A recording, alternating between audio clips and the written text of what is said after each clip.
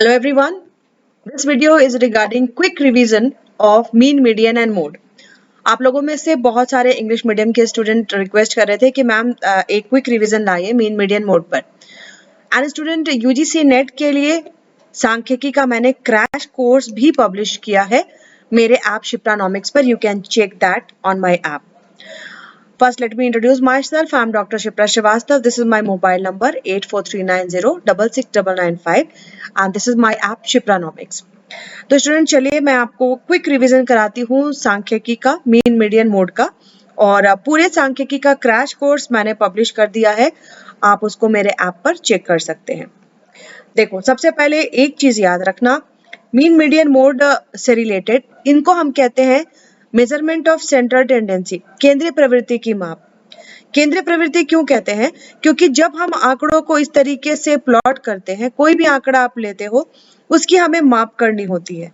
आंकड़ों की माप करने के लिए हम इस तरीके से उनको हम कैप पहनाते हैं ना, इसको हम कहते हैं, इस तरीके से हम उनको कैप पहनाते हैं।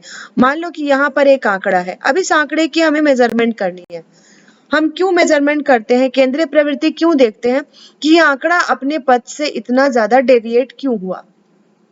ठीक है, इतना ज्यादा डेविएशन देखने के लिए हम सेंट्रल टेंडेंसी देखना चाहते हैं कि इस आंकड़े की, ये जो डाटा है इसकी सेंट्रल टेंडेंसी क्या है। सेंट्रल टेंडेंसी मापने के लिए हम तीन तरीकों से इसकी माप करते हैं, मीन से, मीडियन से और मोड से। अब देखो, मीन, मीडियन, मोड, तीनों से हम सेंट्रल टेंडेंसी को मापते हैं, लेकिन सबसे अच्छा सेंट्रल टेंडेंसी किसे कहा जाता है? सबसे अच्छा सेंट्रल टेंडेंसी होता है मीन। माध्य जो है केंद्रीय प्रवृत्ति की सर्वोत्तम माप कही जाती है। ठीक है, और ऐसा क्यों कहा जाता है? क्योंकि इसके अपनी कुछ प्रॉपर्टीज होती हैं, कुछ गुण होते हैं जिनको मैं अभी आपको बताऊंगी। ठीक है, माध्य के बाद माध्यिका पर चलो तो माध्य से थोड़ा सा कमजोर होता है, और जब हम मोड की बात करते हैं तो वो सबसे कमजोर होता है। ठीक है, इसको याद रखना। माध्य जो है सेंट्रल टेंडेंसी या केंद्रीय प्रवृत्ति की सबसे अच्छी माप है, माध्यिका उससे कम, और मोड या जो जिसको हम कहते हैं बहुलक, उससे भी कम। तो ऐसा क्यों है? अब देखो, सबसे अच्छी माप अगर अरिथमेटिक मीन है तो इसको हम यूज करते हैं जब हमें स्टैंडर्ड डेविएशन निकालना होता है। जब हमें स्टैंडर्ड डेविएशन निकालना होता है तो उसको हम किससे निकालते हैं? मीन से, है ना। हमें लास्टली क्या देखना पड़ता है कि ये जो डाटा है क्यों डेविएट किया, तो हम जब स्टैंडर्ड डेविएशन निकालते हैं तो हम मीन को यूज करते हैं, राइट। अब देखो, अरिथमेटिक मीन की कुछ विशेषताएं होती है। सबसे पहले, sum of deviation of the item from arithmetic mean is always zero, है ना।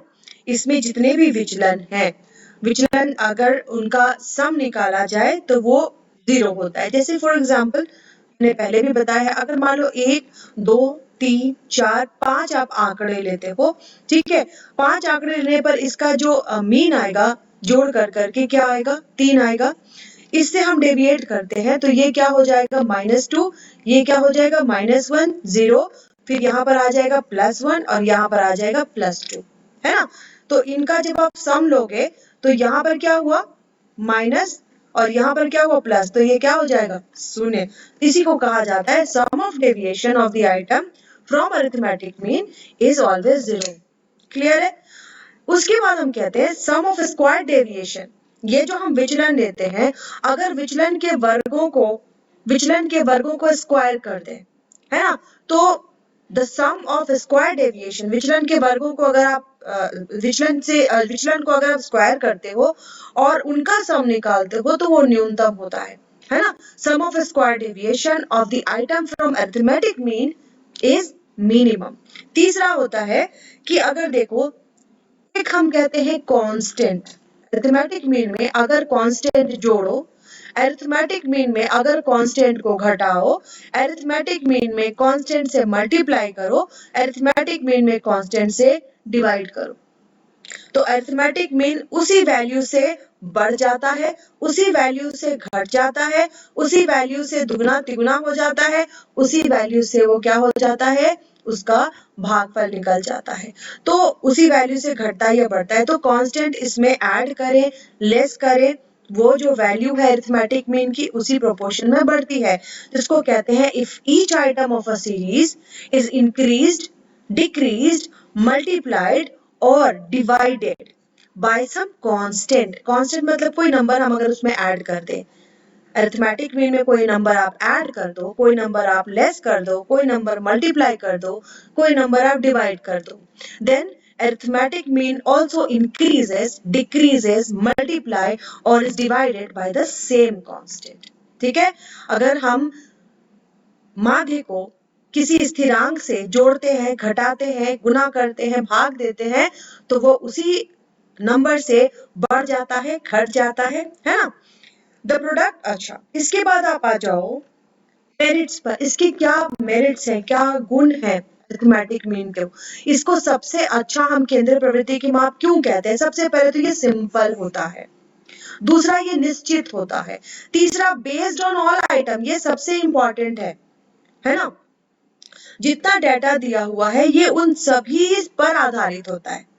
जैसे कि अगर हमें अरिथमेटिक मीन निकाला है 1 2 3 4 5 का, तो आप क्या करोगे, इन सभी को जोड़ोगे ना, किसी भी एक डाटा को हम नहीं छोड़ते। तो सबसे अच्छा गुण क्या होता है कि ये सभी आंकड़ों पर आधारित है, किसी भी आंकड़े को हम छोड़ करके माध्य नहीं निकालते, it is based on all the items. ठीक है, एल्जेब्रिक ट्रीटमेंट, इसका हम क्या कर सकते हैं, बीजगणितीय विवेचन संभव है। बीजगणितीय विवेचन मतलब मान लो कि आपके पास x बार दिया हुआ है, ठीक है, n दिया, यहाँ पर अगर n दिया हुआ है, यहाँ पर आंकड़ों की संख्या दी हुई है, तो आप क्या कर सकते हो, x बार निकाल सकते। तीनों में से अगर एक भी चीज आपको दिया हुआ है, आंकड़ों की संख्या दी हुई है, ठीक है, आंकड़ों का जोड़ दिया हुआ है, तो आप अरिथमेटिक में निकाल सकते हो, है ना। Sigma summation x by n, तीनों में से कोई भी एक चीज दी हुई है, तो आप तीनों में से दो चीज दी हुई है, तो आप तीसरी चीज निकाल सकते हो। एल्जेब्रिक ट्रीटमेंट अरिथमेटिक मीन में संभव है, मीडियन में संभव नहीं है, मोड में भी संभव नहीं है। ठीक है, तो ये सबसे अच्छी प्रॉपर्टी होती है एल्जेब्रिक ट्रीटमेंट या बीजगणितीय विवेचन, जो हम केवल माध्य में कर सकते हैं, माध्यिका और बहुलक में ये पॉसिबल नहीं है। इसीलिए जब हम स्टैंडर्ड डेविएशन निकालते हैं, जब हम प्रमाप विचलन निकालते हैं, तो हम माध्य का प्रयोग करते हैं, है ना।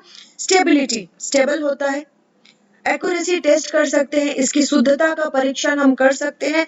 No effect of sampling fluctuation, sampling fluctuation मतलब जब आप प्रतिदर्श का चयन करते हो तो उसका न्यूनतम प्रभाव पड़ता है माध्य पर।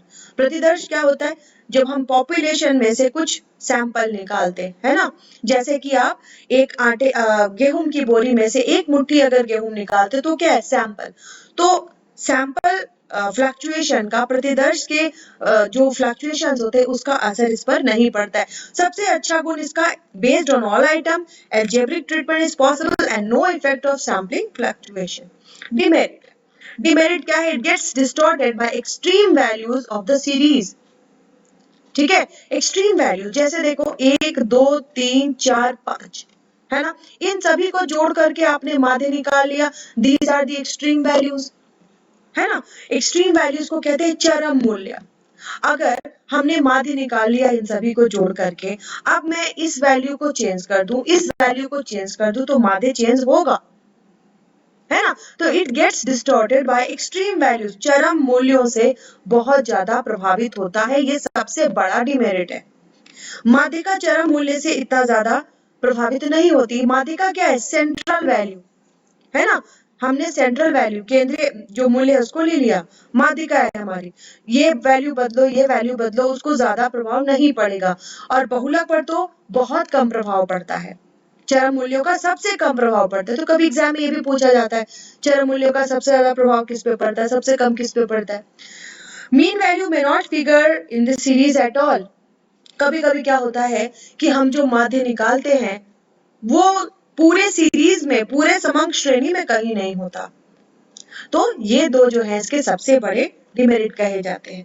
अब देखो, इस माध्य के आधार पर हम स्क्यूनेस देखते हैं, है ना। अगर माध्य सबसे बड़ा होता है, बहुलक छोटा होता है, तो उसको हम कहते हैं पॉजिटिव स्क्यूनेस। अगर माध्य छोटा होता है, बहुलक बड़ा होता है, इसको हम कहते हैं नेगेटिव स्क्यूनेस।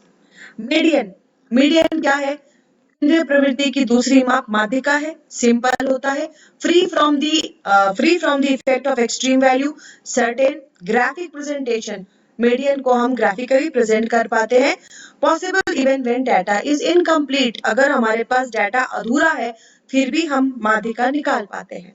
डिमेरिट क्या है? लैक ऑफ रिप्रेजेंटेटिव कैरेक्टर, ये बिल्कुल माध्य की तरह स्ट्रॉन्ग नहीं है, ये पूरी तरीके से प्रतिनिधित्व नहीं कर पाता। लैक ऑफ एल्जेब्रिक ट्रीटमेंट, इसका हम बीजगणितीय विवेचन भी नहीं कर पाते। तीसरा है हमारे पास मोड या बहुलक। बहुलक को हम सबसे कमजोर केंद्रीय प्रवृत्ति की माप मानते हैं। मेरिट्स क्या है? वेरी सिंपल, बहुत ही साधारण है, लेकिन मेरा मानना है कि भाई ये तो बुक में लिखा है वेरी सिंपल, इसकी जो गणना है बहुत मुश्किल है, खासकर जब हम ग्रुपिंग करते हैं। ग्रुपिंग के द्वारा बहुलक, बहुलक क्या है? इसको हम कहते हैं ला मोड। ला मोड मतलब anything which is in fashion, जो चीज सबसे ज्यादा चल रही होती है तो उसको हम कहते हैं मोड, है ना। तो जो संख्या सबसे ज्यादा बार आती है उसको मोड ले लेते हैं। तो minimum effect of marginal values, mode पर जो मार्जिनल वैल्यूज होते हैं सीमांत मूल्यों की ये उपेक्षा करता है। Graphic location, best representative value, no need of knowing all the items, अगर पूरे भी समंग श्रेणी के आंकड़े पता नहीं है तो भी हमें फर्क नहीं पड़ता, जो आंकड़ा सबसे ज्यादा बार आता है हम उसे बहुलक के रूप में ले लेते हैं। डिमेरिट क्या है? Not capable of algebraic treatment, बीजगणितीय विवेचन नहीं कर सकते। बीजगणितीय विवेचन केवल माध्य का कर सकते हैं। कॉम्प्लेक्स प्रोसीजर ऑफ ग्रुपिंग, जब हम बहुलक को ग्रुपिंग के माध्यम से निकालते हैं तो ये बहुत ही जटिल गणना हो जाती है। 2 की ग्रुपिंग, 3 की ग्रुपिंग, जटिल गणना हो जाती है। इग्नोर्स मार्जिनल वैल्यूज, तो देखो एग्जाम में 2-3 चीजें याद रखना। सबसे अच्छी केंद्रीय प्रवृत्ति की माप माध्य है, उसके बाद माध्यिका, उसके बाद बहुलक। बीजगणितीय विवेचन सबसे अच्छा मेरिट जो है, सबसे अच्छा गुण जो है बीजगणितीय विवेचन, जो माध्यिका कर सकते हैं, माध्यिका का नहीं, बहुलक का नहीं। ठीक है। तीसरा जो सबसे अच्छा वैल्यू होता है, सबसे अच्छा गुण होता है कि ये जो है प्रतिदर्श फ्लक्चुएशन से इस पर प्रभाव नहीं पड़ता है। No effect of sampling fluctuation and based on all the items. माध्य जो है समंग श्रेणी के जितने भी मूल्य होते हैं सब पर आधारित होता है। माध्यिका को इससे फर्क नहीं पड़ता, बहुलक को इससे फर्क नहीं पड़ता। तो this is quick revision of mean median mode. And student, मैंने सांख्यिकी का यूजीसी नेट के लिए क्रैश कोर्स पब्लिश किया है, you can see that course. इसमें मैंने माध्य, माध्यिका, बहुलक से लेकर के प्रोबेबिलिटी के जो इंपॉर्टेंट पॉइंट्स हैं वो मैंने उसमें डाले हैं, और that is in Hindi medium only, सिर्फ हिंदी मीडियम वाले स्टूडेंट्स के लिए डाला है, तो आप उसको वहां से भी देख सकते हैं। That's all for today, thank you.